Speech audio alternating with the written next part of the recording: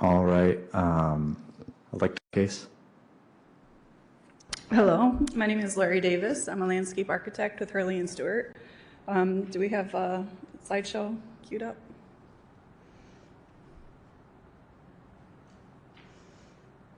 Okay, this is the project that's going on at the old Lakeside home. It's the new clubhouse for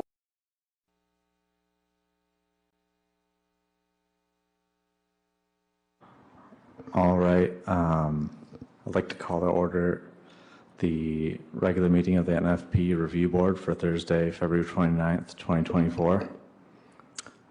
Nolan, will you do roll call? Sure. Hollander. Here. Fredrickson. here. Fuller. Here. Glasser. Delighted to be here. Leto. Here.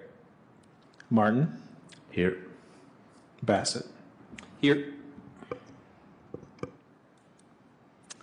All right. No absent board members. So moving on to item B, adoption of the agenda. Yeah, just want to point out there's a amendment to the agenda for both the new business cases. Had incorrectly indicated the Zoning Board of Appeals recommendation was for granting relief from the NFP woodland and slope preservation. It's actually the slope preservation and slope setback standard for the 4100 project. And for the 1609 project, it's the same, the NFP slope preservation and slope setback standard. I also wanted to state, well, we'll get there, but. All right. Can I get a motion to adopt the formal agenda with the changes? So moved. I support that. All in favor? Aye. Aye. Aye. Any opposed? Moving on. Item C, approval of minutes. Can I get a motion to approve the minutes for our January 23rd, 2024 NFP meeting? So moved. Support?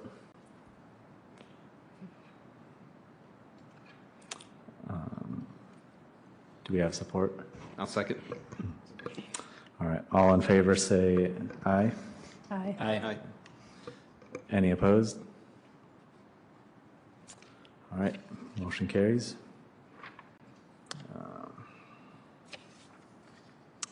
Item D, public comments. If there are any comments from the public, please come forward, state your name, and you'll have 3 minutes to address the board. Please note there will be a public comment period for each of the cases tonight under new business.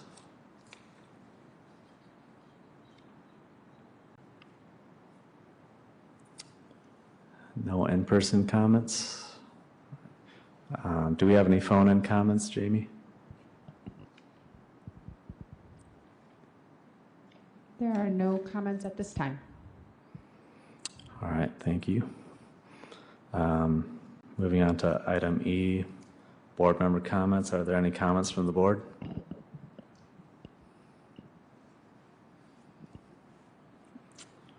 Hearing no comments. Moving on to item F, new business.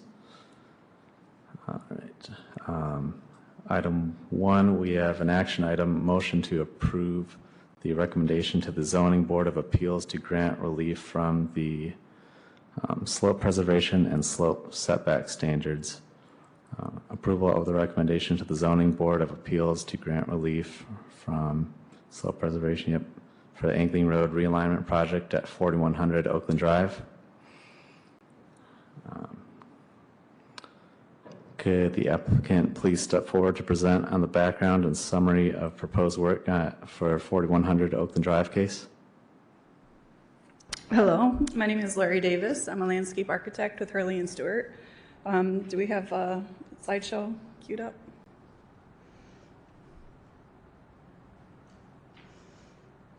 Okay, this is the project that's going on at the old lakeside home. It's the new clubhouse for the country club.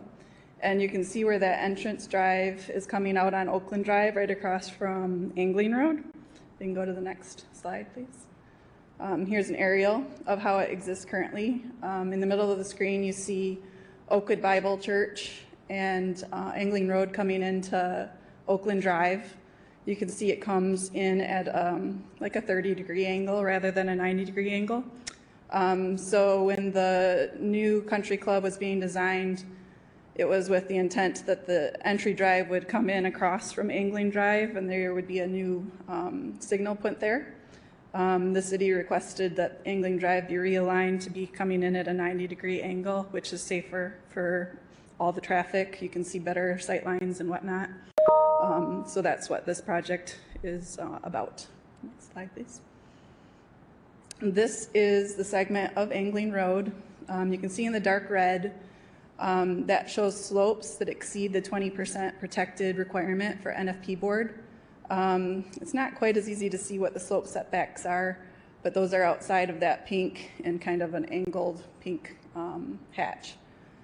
The area up right at the corner is where the road would be realigned. You can see it's in blue. And the only spot we'd be actually getting into the setbacks and the slopes is right at that very corner because that's where we'll be kind of kinking the road to make it 90 degrees. So you can see out of all the slopes, we've really minimized where we'd be impacting it for the site. Can I see the next slide, please? Here's a drive-by shot. You can see that kind of knob right there at that corner. That's where we'll be most impacting the site because in order to get that 90-degree cut in, we'll have to cut through there and cut into that existing slope. Next slide, please. This is the demo plan from our set of drawings that would show the removals of existing pavement and the maximum footprint of what the construction would require. Next slide, please. And this would be the final layout, how it would end up looking at the end of the project. So you can see that it no longer comes in at quite a strict angle, and it would be right across from the new drive. Next slide, please. This is the grading. You can see right there at the corner where the new grades kind of cut back into that Oakwood Bible Church property a little bit. And that's the area where we're affecting the existing slopes. So we're hoping that NFP board will give us their blessing on going to ZBA and getting that variance for that slope easement. All right, thank you. Nolan, can you please share the staff report for this project? Yeah, sure. Just a little extra context about this area. So there's a portion of the property that's also been split and turned into public right-of-way. So there's a section of this area that's actually going to be going before the tree committee on March 5th to take a look at some tree removals and get approvals there. As it was stated, the angle of Angling Road right now makes it difficult to not impact that area to make those intersection improvements and to square up the intersection. There's some pedestrian amenities as well that are going to be added to that area for crossing and whatnot. So the staff recommendation based upon the development of the site would be to provide this variance so that this work could continue. There doesn't seem to be a alternative to squaring that intersection up without impacting these slopes and the slope setbacks.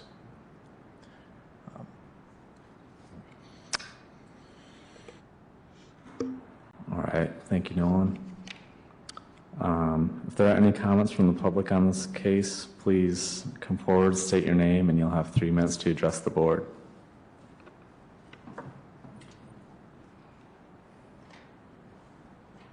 Hi, my name's Sue Schultz.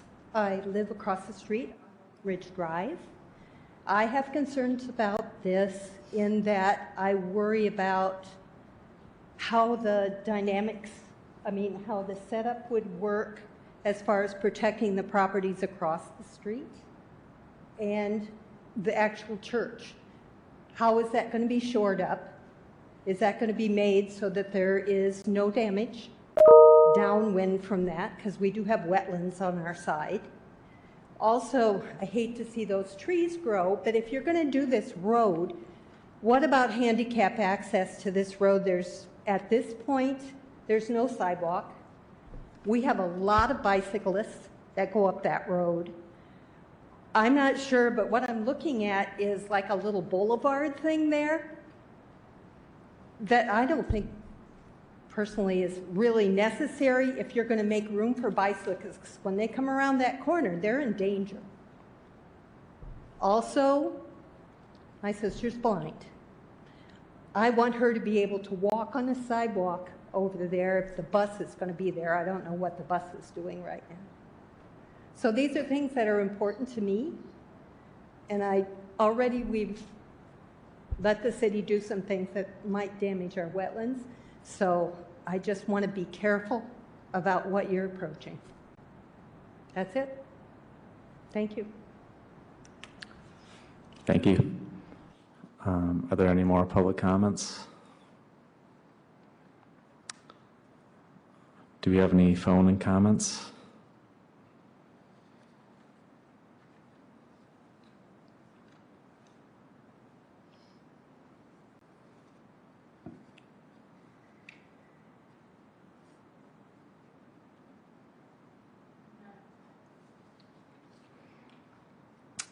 All right, board comments, discussion. Is there any discussion or comments from the board members for the applicant or staff?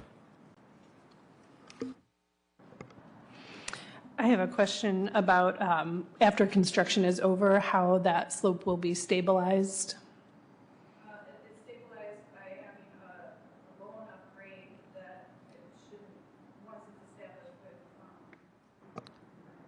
plantings, so there'll be grass plants and so shady type grass. Lori, could you step forward and just for the people that might be tuning in online? So it would be created a slope that would be easily restorable, and resort of grass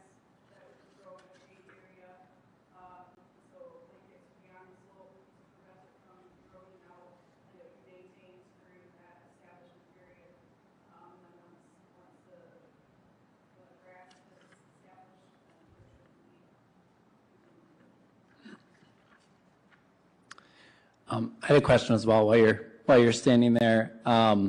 Maybe a silly question given the constraints of the site, but just wondering what alternatives, and I know you're working with the city too, you might have considered. And I appreciate the comments from the woman who had the comments about the either swale or boulevard in the center, knowing that you're in a tight space there and the concerns about bike lanes and sidewalks, it creates an additional expansion of that width, and I was curious what the function of that was.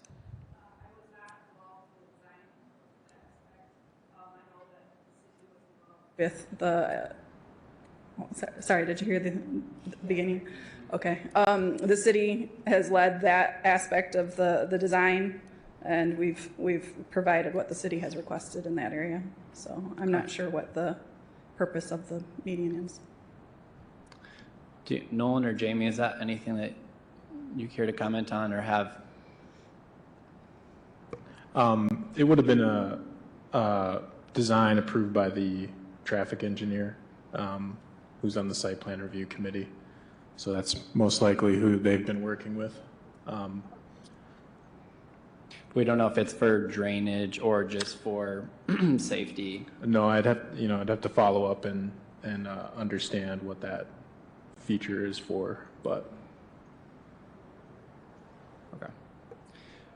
Could you, between the two of you, could you talk a little bit more about the sidewalk? And because I know I've run down that road before, and the sidewalk ends and then you get forced into a small bike lane. And so I'm kind of curious if it sounds like it could improve some of those features based on your comments, Nolan, but. Yeah, the fact that there will be a signal there would make it a safer crossing for people in ADA situations. We can only expand improvements as far as a project will allow. The intent would be in the future, if the Bible Church does any improvements, that they would need to pick up and continue on. And the sidewalks on the east side of the road would be restored after the road Yes. project as well? Yes. Okay.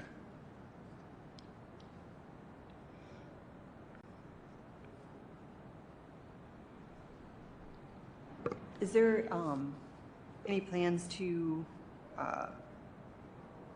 install new trees at all? It's not a one-to-one situation, but Yeah, we have a meeting with the tree committee upcoming. We're taking out 8 trees in the area. 2 of them are dead or in bad condition, so 6 healthy trees. It's yet to be determined whether or not they'll want some understory trees planted in there, or if they'll want plantings in another location, because it is a full wood lot. There's a question as to whether or not we'd want to plant trees within existing root zones. Yeah, absolutely. Question, just Nolan. Is there a reason we are not reviewing landscape as part of it? Yeah, so the tree committee handles the portion. And so I mentioned earlier, there's a section of this property that was just recently created. It was basically created into public right-of-way. And so that section, that area that was just referenced, will go before tree committee, which is where they'll make their case to remove those trees and get recommendations on planting new trees.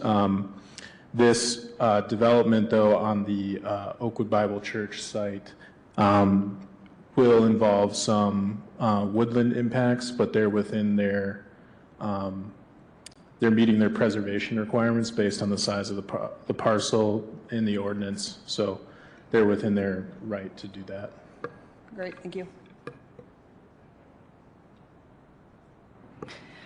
I think Nolan just basically answered this question, but I just want to clarify the ownership of the parcel, or where is the work all being done in the right of way, or is some of it being done on that? Some of it's done in the right of way, and some of it is within a grading easement that it has been obtained from the church. Okay, thank you.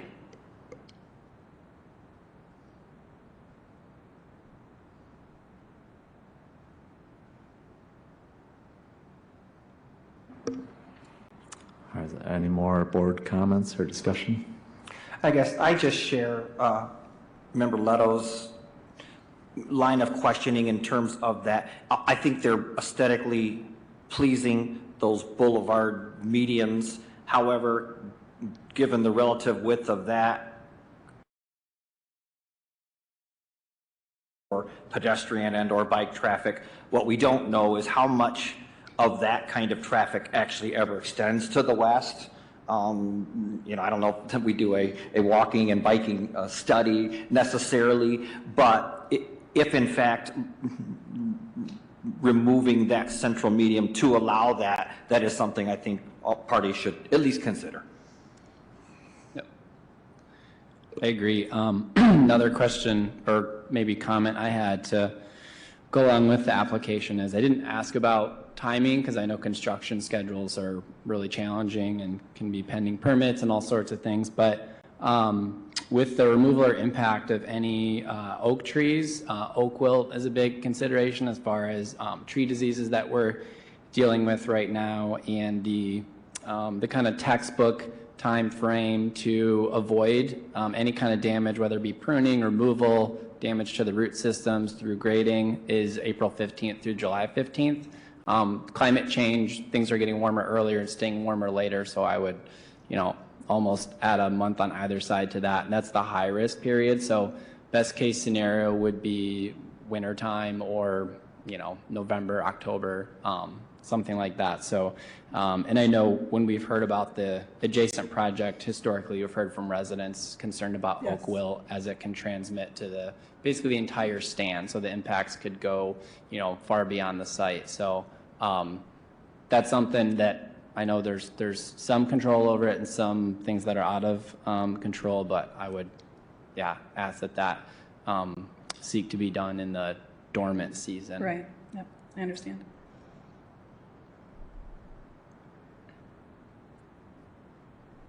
Are you using the entire width of the easement in this current design? Yeah, the easement was based on how far they needed to grade back in order to get those slopes that I discussed.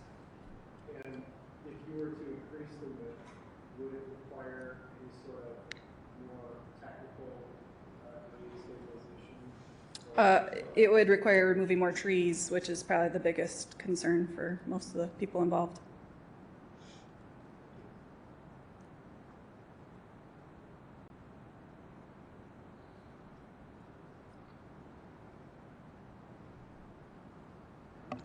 I did want to just make a comment before we continue. I didn't include or talk about this in the staff report, but this is, for this case, will be a recommendation from the NFP board, which will then move this case to the Zoning Board of Appeals board, which meets on March 14th, which will have its own public comment period for anyone who would like to attend that meeting about this case. So.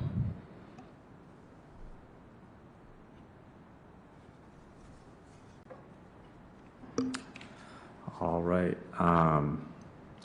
Can I entertain a motion to approve the recommendation to the Zoning Board of Appeals to grant relief from the NFP woodland and slope preservation standards for the realignment of Angling Road for the NFP project located at 4100 Oakland Drive?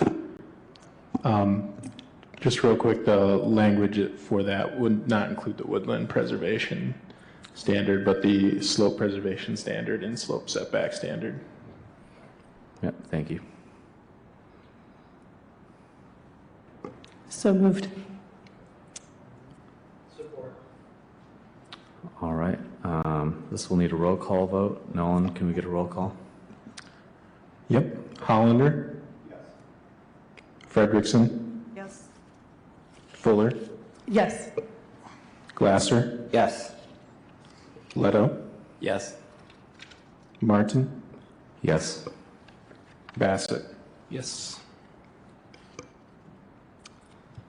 All right. Motion carries. Moving on to item 2. This is an action item. Motion to approve a recommendation to the Zoning Board of Appeals to grant relief from the NFP slope preservation and slope setback standard approval of a recommendation to the Zoning Board of Appeals to grant relief from the NFP slope and setback standards for the addition of an upgraded pump house at 1609 Whites Road. Could the applicant please step forward to present on the background and summary of the proposed work at 1609 Whites Road?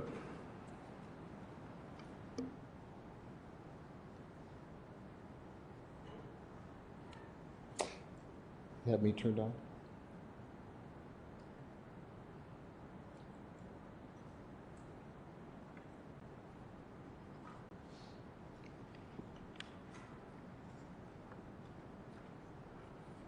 Let me try to unplug it. Do it again.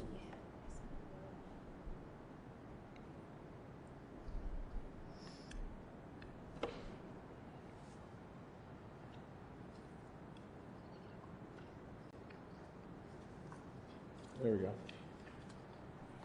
Beautiful. Good afternoon. My name is John Fulling. I'm the superintendent at Kalamazoo Country Club. Appreciate you taking the time and letting us do this. Today we're talking about a new pump station, irrigation pump station, and which does fall in a slope area around the lake. This is on 1609 Whites Road. This is on the current club property, and so we'll just go through here. I was just going to say, I don't know if the cord's a little loose or. I have a thumb drive, just in case. Perfect. Great. Thank you. Never know. So, let that get up.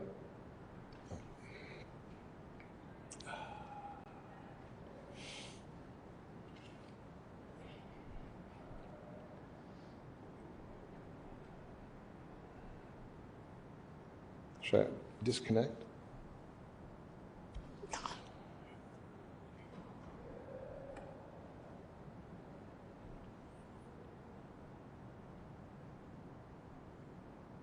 Look at that. Beautiful. Okay, if you can go to the next slide, that'd be great. So we obviously currently have a pump station that's been in place for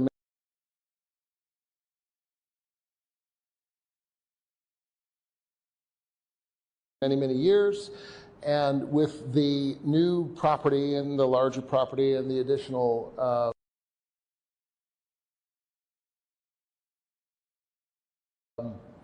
space and golf holes, we need to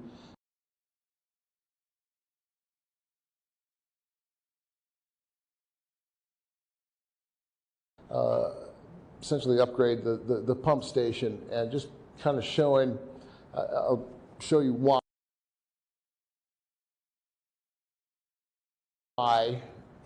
here in a second, but we'll be going from an 1,800 gallon a minute pump station to a 3,000 gallon a minute pump station, and new location shown there, which is just essentially to the north of the new property that we've been talking about here for a couple of years, but still on the golf course. You can go to the next slide. So this is really replacing our existing pump station. It's in the wrong location for the new course. It's undersized, it's old, it's inefficient, and the current pump station, the old pump station, is located what will be directly in a new golf hole, which doesn't work. And then power also becomes an issue. When the old clubhouse eventually goes away, the power has to switch over to the other side, and we lose our power source close to that. New pump station close to the property, right sized. We're going to switch to far more efficient vertical turbine pumps, and then this is the only viable location that we could come up with based on the design and the features, and then we're closer to power. If you can go to the next slide. So this shows reasoning for that location. You can see in the yellow, these are the current golf holes, and in the pink are the future golf holes. So the current pump station, I actually have a picture next. Maybe let's go to the next one. Yeah, should have done that. No, I did that first. So can we go back one? Yeah, so that is located out of golf play. We put it in a spot exactly, we'll get here in a minute, where we minimally disrupt any of the trees, and there will be, which is why we're here, some minor disruption to some of the unnatural slope, but it does fall into the purview of the rules. So go to the next one. In this area, we've got the two issues. We have the slope. We're far enough away from the lake, but we also have these oak trees there. And in speaking with Noah and over the last couple of months, we all right, give three options. Do we want, critical root zone, or to maybe upset just a little bit of that slope? And so of these, we believe that the best location is that blue line represents the slope, the base of the slope, including the setback. The square furthest north, screen north, and north-north. So the one where the yellow line is going into, that's the one we're going to be talking about, and hoping that you approve. But any of those will work for us. Any of those at all. Go to the next slide. This is again a little bit closer up view of that. Those lines heading out to the lake, those would indicate where the intake line for the water would be, well underground. Next one. Okay. And then we get into just the details. So total slope on the property, 370,518 square feet. We're talking about a building that's going to be roughly 18 by 30, so disturbing about 1,500 square feet of that slope. The building size itself about 500 square feet, or about 0.5% of the slope. Woodlands, we do have just a little bit of woodland. We're not touching any of that.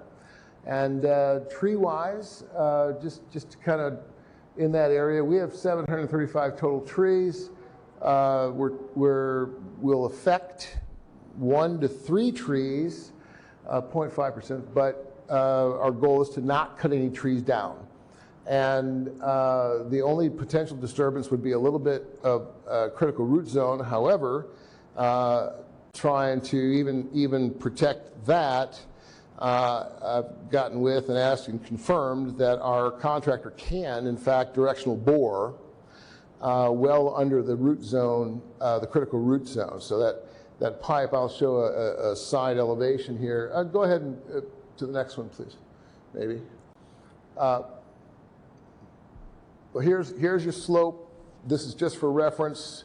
Right side is all of the 20% slopes in the area, and then the left side is that particular slope outlined, and the pump station would be in that beige circle there, just inside the slope. Next one. Bigger one, if you wanted to see how much slope we had. Go ahead. Next one, please. Okay, this was, just wanted to make sure we understood critical root zone, how they overlap, where the pump station, the building that's furthest east toward the water, the one that is not in the slope, but in the flat, as you can see, construction there would really impact. the critical root zone of those trees, and those are some big oak trees, which we don't want to lose and we don't want to disrupt. And then the other two, it doesn't matter to us which way the pump station is oriented, but the one on the top there, it affects trees the least. So again, next please. These are the trees in the area. These are all the trees, and they're DBH with the pump station shown, just so you can see it. So those are some pretty large oak trees that we don't want to lose. Next slide. Here's an elevation of how that will look. So the pump station uses a wet well, which is a 72-inch circle straight down 25 feet, which would be at the pump station in that area of the slope in the building. And then there's a 24-inch pipe that will come into the bottom of that wet well, go through the ground, underground, into the lake far enough out to where there's good water, but that pipe has to be a minimum of 10 feet below the top of the water. So you're starting 10 feet below the top of the water, 200 feet out, and then going down. So by the time you get down here, you're at about 18 feet. So they'll be able to get below those tree roots. The other thing it does from the state side is, so there's no disruption of the shoreline, the land, all that stuff, and which is important. We're dealing with them as well, and they're good with that. So they like directional boring. Next slide, please. This is a view. I went out and staked the area so you could see the slope, see the hill. So those are 2x4s. And that is the height. So standing on the ground, you've got about 5 feet of elevation raised to the bottom of the front 2x4s, and then it's going to be inset into the hill. We'll come around it. It'll be a partially buried building, not very visible. That would be the height of the building, so not obtrusive at all. Wouldn't be able to see it from neighbor's side at all. And the next slide shows side view. That'd be about what it would look like. And then, of course, we would landscape around that and not only pretty it up, but make sure it's we're not getting any kind of erosion, water, things like that. Is there another one, or is that it? That's it. That's it. So, as I said, we've been working with the state, spoke directly with Andrew LeBaron at the state, so they're good with the pump station because we're getting rid of the other pump station, so the water draw is no problem, and we'll work with the construction side of the state as well. So, doing all that. Go ahead. All right, thank you. Nolan, can you please share the staff report for this project? Yeah, so for this project, myself and the zoning administrator, Pete Eldridge, met with the country club leadership to kind of walk through their process for the site selection, potential site selection for the pump house. Due to the size of those trees in that area and them being protected trees as identified in the ordinance, and due to the fact that those 20% sloped areas were most likely regraded when the original golf course was, developed, the stronger case was made for preserving the trees of those size, minimizing any impacts to those, and recommending a dimensional variance to the slope preservation and slope setback standards. So that's where this sort of scenario that was outlined shows, where we originally started the conversation, where we landed in terms of a staff recommendation. It was also discussed that, there'll be, they're working with the state. Most likely the pump house itself will require the site plan review process. So there's a likelihood that this case will come back. But if there's any, changes that would come back, but yeah. So staff recommendation would be to move forward with the recommendation to the ZBA to grant the slope preservation and setback variance request. All right, thank you. Public comments. If there are any comments from the public on this case, please come forward, state your name, and you'll have 3 minutes to address the board. Hi, I'm Ryan Haystack, and I'm here because I live within 300 feet of the property. And really my concern is more about the lake itself. My family and I love swimming in that lake and fishing and kayaking, and if there's any damage to the slope or the trees, and just also hearing the amount of water that's being pumped, going from like 1,800 to 3,000 gallons of water, and if there's been any consideration or studies done about the impact to the lake itself. So, thank you. Thank you. All right. Do we have any phone-in comments?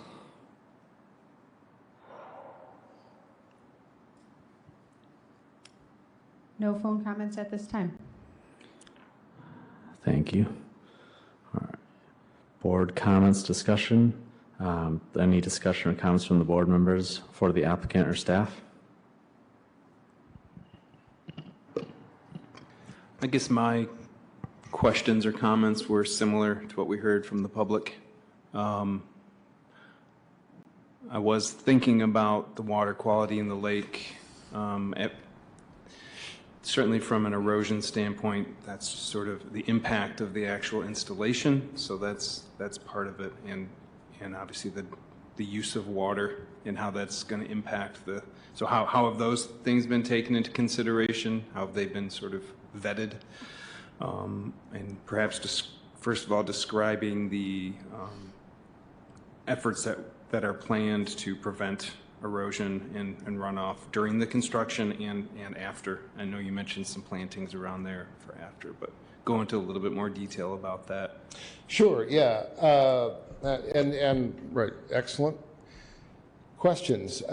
So erosion, will obviously take every measure that we would normally take for erosion. We're set 200 feet back and it's flat all the way, so we wouldn't expect there to be erosion from any of the construction for sure that could ever possibly reach that lake, but we take all the precautions anyway, obviously. From a use standpoint, it is, I know it's counterintuitive, but so we are going from an 1,800 gallon minute pump station to a 3,000 gallon, but that doesn't necessarily mean that you use tons more water, right? So it's capacity, and property is bigger. Are we using more? We probably are. We don't want to tell you that, but at the same time, it's important to know that we're also, putting in a brand new irrigation system that is very efficient. So it's very large. It's very expensive. There's a lot of heads. There's a lot of control, which again would make it sound like there's more water, but our goal as golf course superintendents, for sure, right? So we're constantly trying to use less water. That's and in order to use less water, you need more control. So the less water you want to use, the better your irrigation system has to be. Our current irrigation system is 40 years old. The new irrigation system will be absolute precision control by the head, run with a weather station, and it's going to be amazing. We expect to use 15 to 20% less water on the on the 210 acres than we had with 150 acres. So that's how good having that kind of control is for water efficiency. In terms of quality, the irrigation system wouldn't impact quality at all. It doesn't. It pulls water out. Frankly, it gets better because it filters back through the grass, if it ever gets back to the lake. But, so no, from a quality standpoint, you're not going to get anything into it. We're not running any kind of fertilizers through the system, no fertigation, no chemicals through there, nothing at all. It's water in, water out, that's it. So it always has been. We're very fortunate here in Michigan because we've got good water. If we were in Illinois, sometimes you got to put some stuff in to make the water, a little bit better. But no, so should be no impact at all, quality-wise, water quality, which we test every year and have tested every year for the 30 years I've been there, and it's super clean. It's really clean. In fact, it's a great lake. So volume-wise, I'm going to say this number. It's going to sound like a lot. We'll use between 30 and 40 million gallons a year. Sounds like a lot, but relative to the lake, and we can't make a dent in that lake. So there's more water evaporates off the surface of that lake every day than we could ever use. So it seems like a lot, but it's not, if that makes sense. Just a quick follow-up. Do you have permitting requirements through Eagle to make this change? Or is there some sort of oversight? Oh yeah. Yeah, okay. Absolutely. So you have a permit with them as well to do this? Yes, we are, going through, we have coming here first. Mm-hmm. So, but I've already spoken, again, directly with Andrew LeBaron at the state. Right. They're good with it. And I said, well, as soon as if we get through the city, then we start that process. And I wanted to make sure that we were okay doing a second a draw in a different spot. And he says, well, as long as you got one, we're good. So it's water draw is water draw. Is there, with that permit, do you have a cap on gallon withdrawal currently? There's no cap. Okay. No, there's no cap. We, like all commercial entities that have a water draw from a state body of water, from any body of water, we do report every year to the state. They've got our records for the last 30 years, so we have to let them know exactly how much water we use per month, and we do that. And no, there's not a cap. But again, I mean, just if you think golf, right? Our goal is not to water, right? Not to overwater. We're trying not to be wet. So it's yeah.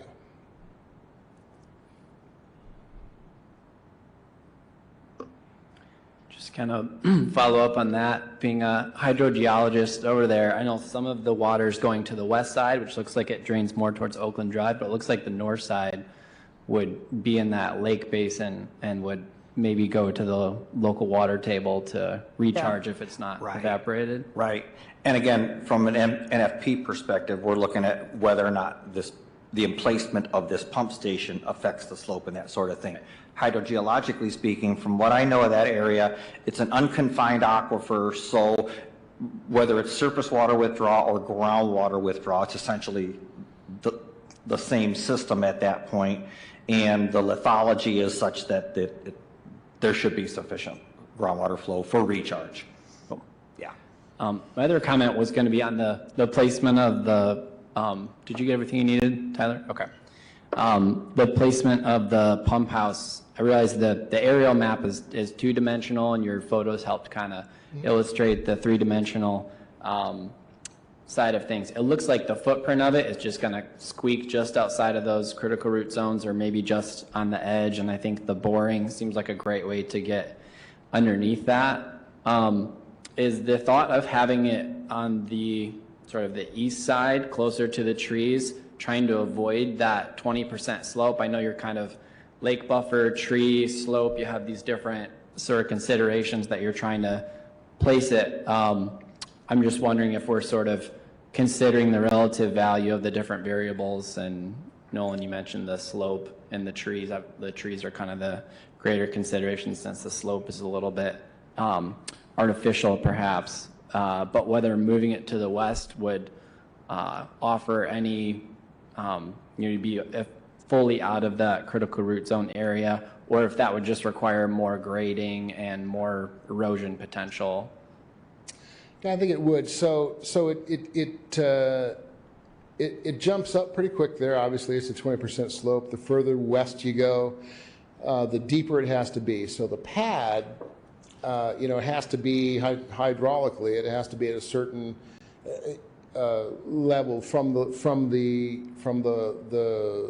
top of the water line, which is about 5 feet. Would like to be that pad that the pump station sits on, about 5 feet. That's about where that is. We can certainly adjust if we need to go back 10 feet, no problem. We're digging more out.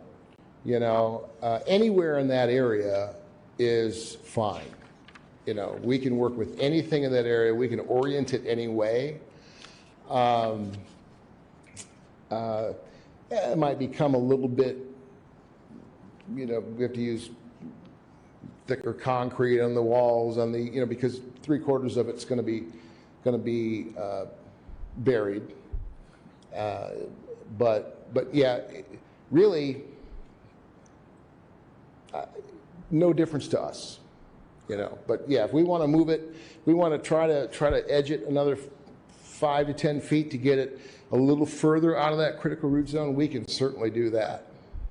Yeah, I would just offer just my perspective as one member of the board. The trees being the greater value, if you're really struggling with just almost being outside of it, that the slope is the kind of artificial resource, and you obviously can't replace a 50-inch DBH tree very easily. So I would advocate, if you need wiggle room that way, I would offer that. And then, of course, going to sound like a broken record, but since you can disturb those root zones, and you do have oaks in the red oak family there that are prone to getting oak wilt, and obviously they're of great value to you, maintaining the aesthetics of the course too.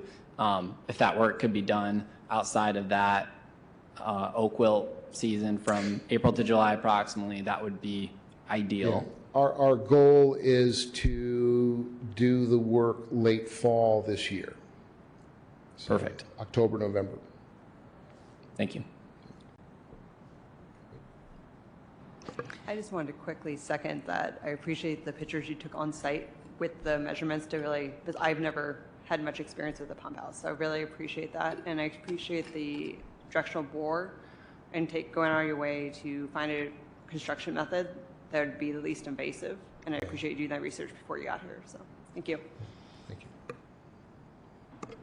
Can you clarify what the distance is from the lake of the pump house? I knew you were going to ask that too. It's around 200 feet ish.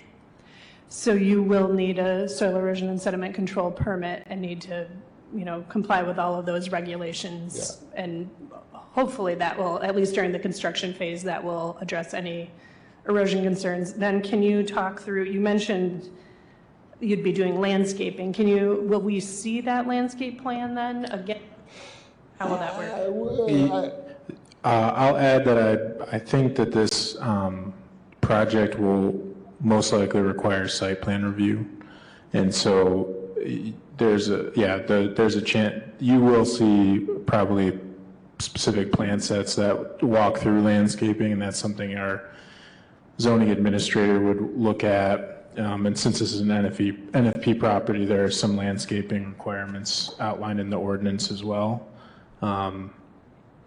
So that's something our planner one in the planning department would work with the country club leadership on the site plan review process.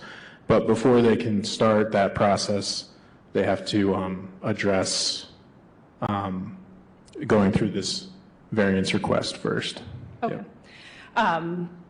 So just to sort of hammer home, my concern with a project on a slope is not so much like a slope is an amazing natural feature in and of itself, but it's relative proximity to the lake and any runoff that might happen or any erosion with additional impervious surface.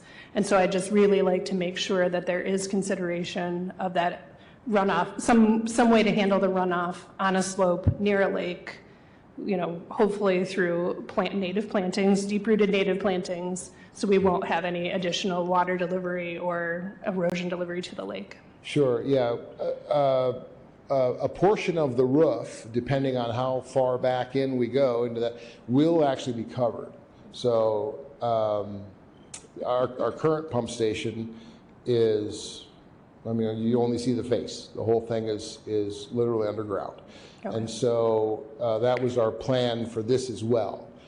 We can't do the whole thing because there has to be roof access for, get pumps in and out, but with this type of pump station. But yeah, we're planning on coming over. We don't want to see it, right? And so, yeah, so you'll have turfed or plants because it's not a used area, so likely, like we have over the other one, native tall stuff, and you barely can even tell it's there. But no, the goal is to have as little impervious as physically possible and to see it as little as possible.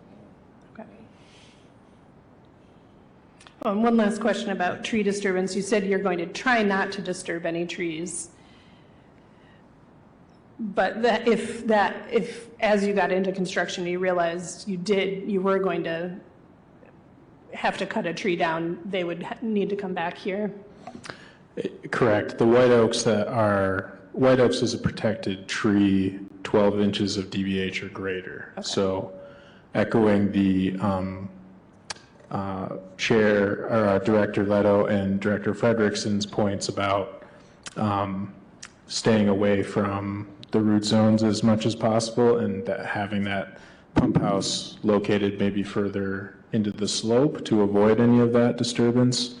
And then based on their directional boring, again, this project will probably go before the site plan review committee. And so there would be more documentation on, what the pump house will look like, the landscaping plan, those types of things.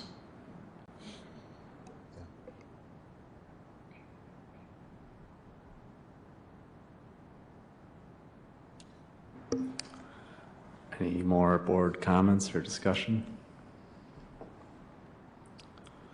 All right. Can I entertain a motion to approve the recommendation to the Zoning Board of Appeals to grant relief from the NFP slope setback and slope preservation standards for expansion and the installation of a new pump house for the NFP project located at 1609 Whites Road? So moved. Second. All right, Nolan, could we get a roll call vote? Hollander? Yes. Frederickson? Yes. Fuller? Yes. Glasser? Yes. Leto? Yes. Martin? Yes. Bassett? Yes. All right, motion carries. Item G, unfinished business. Looks like we have none. Is that correct, Nolan? All right, moving on to item H, staff reports and updates. Nolan, any staff reports or updates? Yeah, I just wanted to let the board know I'm going to be tracking NFP projects for this year to hopefully go along with an annual report so you guys understand how many projects have come forward, their zoning type, size, any variance requests, that sort of thing. I'm also looking back in time since NFP was established in 2019 at all the past projects to try and get that together too. Basically, so for staff and the board, we could track over time kind of, as we've had some zoning code updates and things like that, so we can kind of track and see over time how that is playing out and interacting with NFP. So. Question on that. Could you include also status of the project as far as like under construction or complete? I have a sense of Yeah, how they yep. turned out? Yep. Yeah, it's been a little bit of starting with a couple fields of data, and then it'll probably expand as we go. And yeah, the idea is just so it's mostly for me.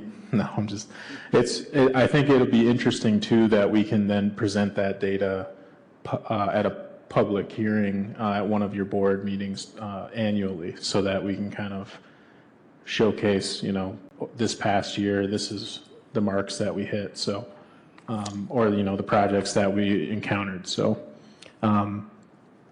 yes, that can absolutely be a data piece.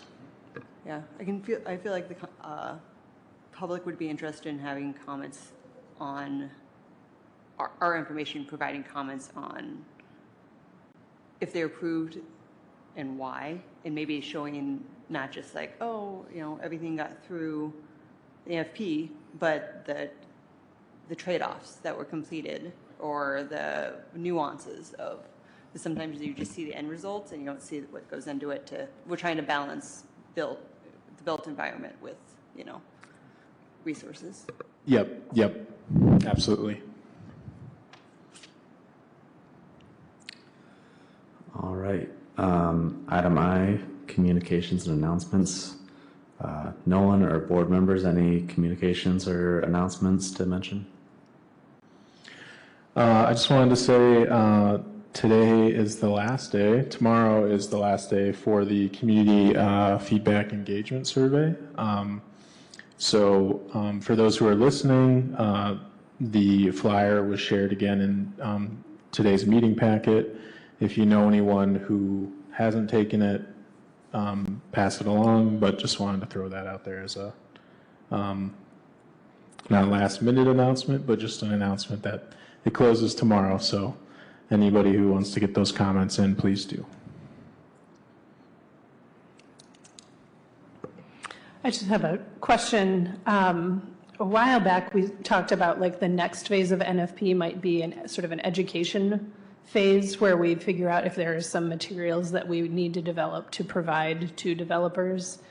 I just want to make sure it doesn't get lost in the shuffle between switching from Jamie to Nolan, because I think that is important, and I think we're at a stage now where maybe we have a sense of what help developers might need, and by we, I mean staff, because you do a lot of that interaction, and if there are some things that could help, and even just help the general public understand kind of what we're doing and what is working and what's not, or I don't know. Yeah. There's definitely been some discussion around like a possible NFP guide document, and I think if the NFP board members wanted to maybe have a subcommittee of folks to focus on that and report back to the larger board, that's definitely a way to do it. And we can take a look at adding that as a discussion piece for the next meeting and then work from there. And then that could maybe tie into that annual report at the end of the year, or, whatever the board at large would like to, how they'd like to see that kind of implemented.